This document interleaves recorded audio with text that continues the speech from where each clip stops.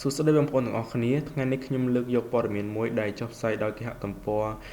កាសែតកុសន្តិភាពហើយព័ត៌មានមួយនេះដែរតាក់ទងនឹងសម្ដេចតេជោហ៊ុនសែនប្រកាសឲ្យពន្លឿនក្នុងការដោះស្រាយបញ្ហាទឹកដល់កសិករដោយសហការីថ្ងៃសុក្រទី13ខែវិច្ឆិកាឆ្នាំ2015និងម៉ោង 21:04 នាទីរាជធានីភ្នំពេញសម្ដេចតេជោហ៊ុនសែនបានប្រកាសឲ្យក្រសួងមន្ទីរស្ថាប័ននិងអាជ្ញាធរពាក់ព័ន្ធ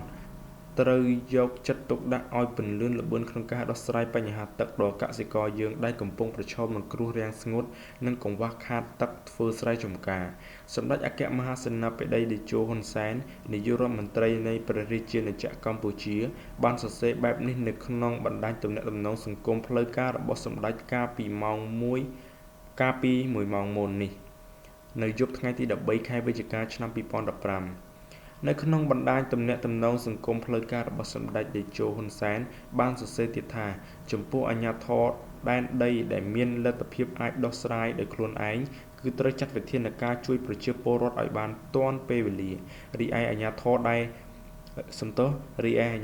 នដីដែលគ្មានលទ្ធភាពគឺត្រូវធ្វើសំណើសុំជាបន្ទាន់ព្រោះខ្សែចម្ការគឺជាអាយុជីវិតរបស់ប្រជាកសិករយើងជាពិសេសនៅតាមទីជនបទដាច់ស្រយាលទន្ទឹមនឹងនេះប្រសិនបើប្រជាពលរដ្ឋនៅតាមខេត្ត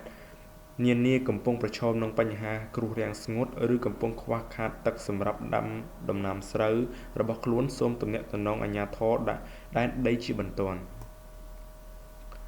នេះគឺជារូបថត Facebook ដែលនៅក្នុង page របស់សម្ដេចតេជោហ៊ុនសែន